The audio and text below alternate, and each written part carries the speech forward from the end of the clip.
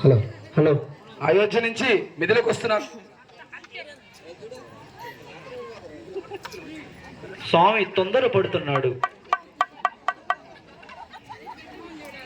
జై శ్రీరామ్. స్వామివారు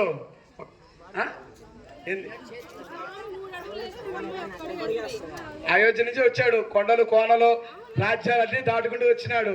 అయోధ్యలోకి వచ్చి గేట్ దగ్గర లోపలికి వచ్చిండు. వస్తాడు వస్తాడు.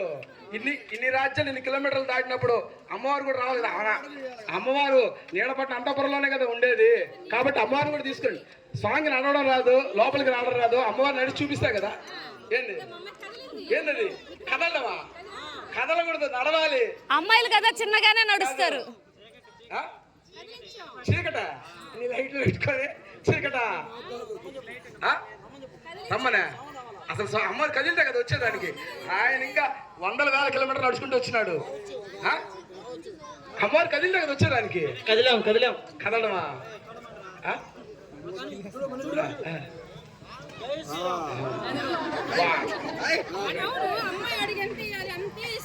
అడుగా నన్ను అడుగంటారా? ఎవరు అడుగంటారు దాన్ని? ఎవరు అడుగంటారు దాన్ని? అడుగన్నారు దాన్ని. అడుగంటారు, కదలడమే అంటారు. నడవాలి. స్వామి స్వామి కదిలితే కదులుతాం. స్వామి కదిలితే అమ్మవారికి కనీసం నడవడం కూడా రాదని చెప్తున్నారు వాళ్ళు. కాబట్టి మన స్వామి ఒక అడుగు కదిలి ఎలా కదలాలో కూడా వాళ్ళకి నేర్పించాలన్నమాట. ఇన్ని కిలోమీటర్లు దాటి వచ్చాము, ఒక్కడికి వెళ్ళామా? ఒక్కడికి కదిలించండి.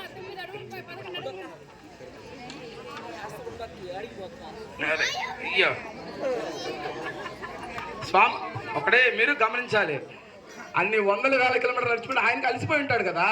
మీరు ఇంట్లో అంతపురంలోనే కదా ఉండేది. అడగొచ్చు, నడవచ్చు కదా. మీరు ఒక్క అడిగేస్తే స్వామి 3 అడుగులు వేసుకొని వస్తారు. మీరు తీసుకురండి. ఫస్ట్ 3 అడుగులు వేయమని చెప్పండి. ముందు ఒక్క అడిగేస్తే 3 అడుగులు వేస్తారు. ఆయన అన్ని కిలోమీటర్లు నడిచినప్పుడు కొంత దూరం రాలేడా?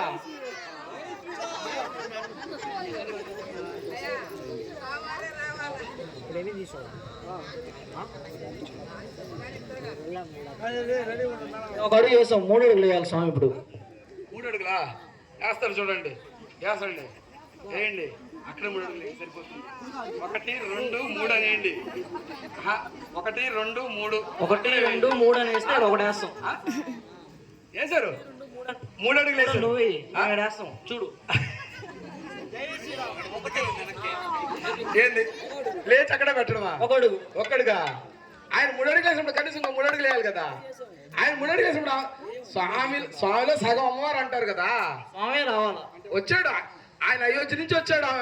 అంతపురం నుంచి బయటికి రాలేదు. మండపంలోకి, కళ్యాణ మండపం దగ్గరికి 1.5 సగం అంటే ఆయన 3 అంటే ఆమె 3 కదా. సగం మామూలు సగం 1.5. సగం కాదు, ఇద్దరు సగం సగం అన్నా. నేను ఇద్దరు సమానం అని చెప్తున్నా. ఎందుక నేనున్నాను కదా, నేను మాట్లాడుతున్నాను కదా. నేను మాట్లాడితే అందరూ మాట్లాడితే స్వామి స్వామి స్వామి రావాలి కాబనా. స్వామి స్వామి తొందర పడతాడు. ఎప్పుడైనా గుర్తుపెట్టుకో. పడతానే ఉన్నాడు. అమ్మవారు కూడా పడితే కదా. ఇందాక మళ్ళీ తొందర పెట్టాడు స్వామి. అవును, ఆయన పడతాడు. మీకు లేకపోయి అమ్మవారికి లేకపోయినా నాకు తొందర లేదు. స్వామి తొందర. రాజ్యాలు అన్ని దాటుకుంటూ వచ్చినా గానీ మీరు కనీసం అంతపురం నుంచి కిందకి దిగలేకపోతుండ్రి. ఒక్కడికి వేయడానికి కూడా ఆలోచిస్తుండ్రి. వైకుంఠం నుంచి వచ్చిన స్వామి రావాలంట. వస్తున్నాడు ఆయన. కాదు, ఆయన వైకుంఠం నుంచి వచ్చినాడు. అమ్మవారు అంతపురం కిందకి రాలేదా? మండపం దగ్గరికి రాలేదా? వస్తే కదా రావాలి కదా. రావాలి కదా. స్వామి రావాలా? వస్తున్నాడు ఆయన రాకుండా ఉన్నాడా? అయోధ్య నుంచి వచ్చింది ఎందుకు? పెళ్లి కోసమే కదా. వస్తున్నాడు, పెళ్లి కోసమే కదా వచ్చింది ఆయన కూడా. ఏ అమ్మారు కూడా కావాలి కదా పెళ్లి. స్వామి కొడుకేనా? ఆకి కావాలి కదా.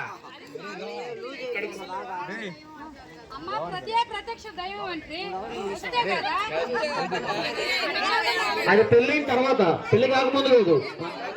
పెళ్లి చేసుకునేది ఎవరినో కాదు కదా, ఆయనే కదా. ఆయన పెళ్లి ఆయనే కదా. ఎవరో చేసుకుంటారా? వేరే వాళ్ళు ఎవరు చేసుకోరు కదా. ఆయనే కదా చేసుకునేది. ఆయనే దైవం కదా. దైవం దగ్గరికి మనం వెళ్ళాలా? దైవం మన దగ్గరికి రావాలని కోరుకోకూడదు. కాబట్టి ఆయన వస్తున్నాడు కాబట్టి మీరు రావాలి.